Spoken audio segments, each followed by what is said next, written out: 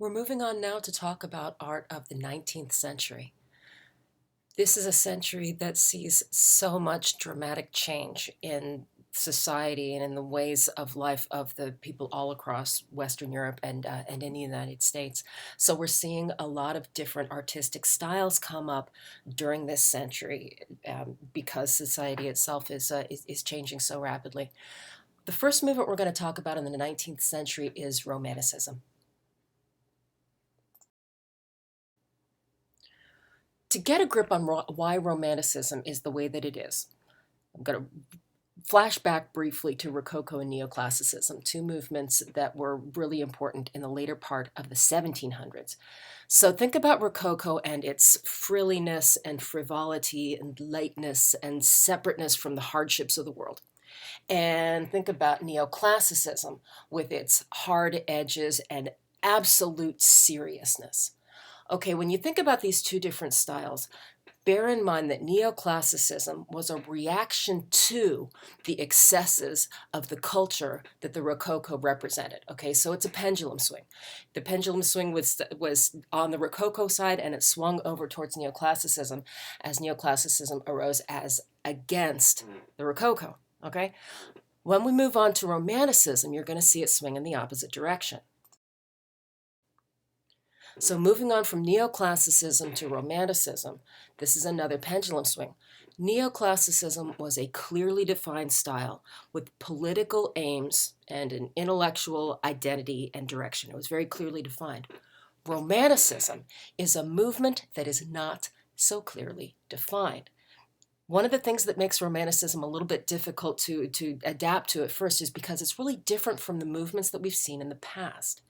The movements that we've seen so far have each had a sort of specific recognizable style. And Romanticism is not a style. It is a movement with different visual styles that are all part of the movement. What we mean by that is in Romanticism, what they're united by, what the artists in Romanticism are united by, is not a way of looking, but a way of thinking. So let's spend a minute considering this new way of thinking. Take this artwork by Goya, for example. This is a print, and the Spanish on the lower left-hand side translates roughly in English to, "The sleep of reason produces monsters."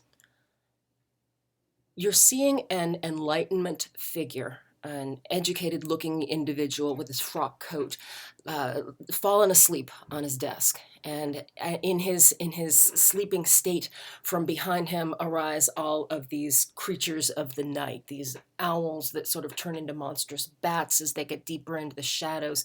There's a lion behind him, and they're terrifying, and he's unaware of them. This is part of the thinking of Romanticism, because Romanticism arises as a reaction against Enlightenment goals and aims and their failures, because the Enlightenment thinking led, in the perspective of the Romantics, Enlightenment thinking led to Napoleon and Napoleon's excesses. When Napoleon became emperor and reversed so much of the progress of the French Revolution and decided to start invading other countries across Europe, Goya, as a Spaniard, took that as a reflection on Enlightenment thinking as a whole, and he was not alone in this. So one of the qualities that the Romantics have in common is, instead of sort of celebrating this idea, this goal that Enlightenment thinking, that's pursuit of reason and knowledge and working together democratically, can help us achieve our aims and achieve a great society, the Romantics are kind of turning in the other direction, saying the darker side of humanity is always going to arise. They turn their attention instead to the less predictable, less stable, and less consistent elements of humanity. And sometimes, as with Goya, that's the darker side. It's not always, but that does arise. So they're looking more at the imagination and the unpredictable, unstable emotional element of humanity. More about Goya. So Goya was a tremendously accomplished and successful court painter for the Spanish royal court. Here's a portrait that he painted for King Charles IV. The king is in black with the sash and spangles on on the right hand side of the painting, and his queen is to the king's right, to our left. They have several children of different ages. The oldest of whom, their son Ferdinand, is dressed in blue on the left hand side of of the arrangement here. Goya himself, the artist, he's painted himself into the picture as if we're sort of watching Goya work on this canvas. So he's back in the shadows working on this enormous canvas. This is a large painting. So, so Goya is telling us a story here. And the story that he's telling us is what the personalities of the royal family are like, and he's implying how unprepared the royal family is for the impending invasion of Napoleon's army, because they know at this point, it's sort of generally understood in Europe that that the French are going to invade Spain, and Goya, as a court painter, he knows everything that the royal family knows, and he knows that and in observing them, he's very concerned about the lack of preparation of King Charles. At this point, it's sort of understood that Ferdinand is going to rise to the throne, and he's going to have to deal with this challenge of Napoleon. But look at how Goya sort of tells the story of the personas in the way that they're arranged. They don't look organized. They look like they haven't quite gotten their act together yet. It's not real, there's not really a clear focal point in the painting. Our eye bounces around from one place to another. And on the left-hand side of the painting, you see a dramatic shadow coming in. Where's that shadow coming from? Why are we seeing a shadow in this painting? That's intentional. It's subtle. You might not notice it right away, but it's obviously there, and it's symbolic. It's an element to suggest the danger that Goya believes that Spain is going to face. To get a little bit closer to the figures in the family of Charles IV, you can see how King Charles on the right looks kind of bleary, like he's not completely in control of the situation, like his badges are all flashy and sparkly. The Queen in the center is kind of occupying space in a bold kind of a way, but her children kind of look frightened, like they're kind of hiding behind her skirts. And then Ferdinand in blue, all the way on the left, he has a brother, another one of the princes is sort of like hiding behind him. And then there's a lot of mystery and strangeness in the characters and the figures. And then you see Goya painting himself into the shadows in the background. The invasion did happen, and it was disastrous, and Spain spent many years in war as a result. So here's Goya's The 3rd of May, 1808. This is a painting of war. It's a large painting. It's visually very dramatic.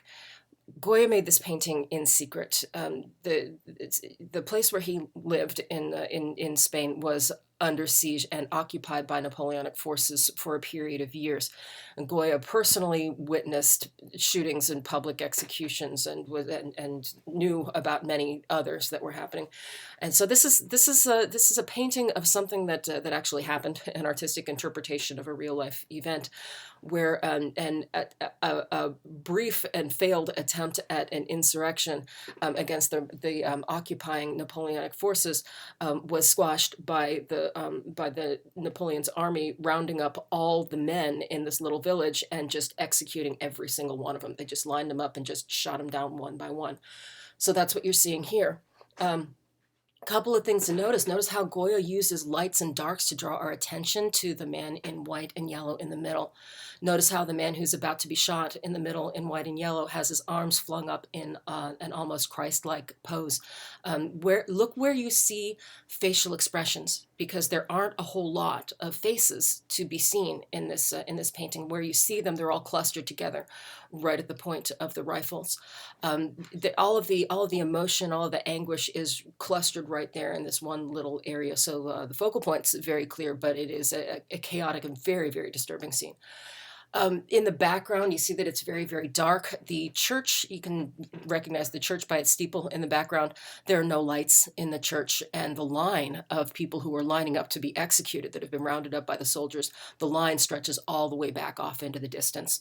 So a very, very upsetting painting of war. It was about a specific moment in a specific war, but the kind of scene that it represents and horrific effectiveness of this painting have turned it into an emblem for war in general, and the painting definitely has lasting, enduring value. Goya made many artworks that depicted the horrors of war that affected him and his countrymen in Spain. This is one of a number of etchings that he made, again in secret because his country was still occupied at the time. He wasn't supposed to be practicing art. The artworks weren't seen by the public until later.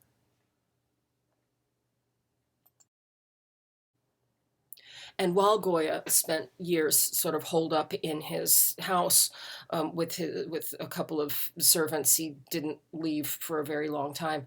He gradually lost. Figuratively speaking, you could say that he lost his mind. He had a lot of mental problems in the late years of his life, and after his death, it was discovered that he had filled his house with horrific frescoes like this one he had painted onto the walls of his house. So Saturn devouring one of his children is one of the paintings that he made in the walls of his own house. So Goya was definitely profoundly affected by the war that tore through his country after Goya's years as a royal painter were finished. One more thing to point out about this one. Notice the row of soldiers on the right. Notice their poses. We don't see any of their faces. They have their guns lifted. They are all leaning directly into their rifles. Notice that pose.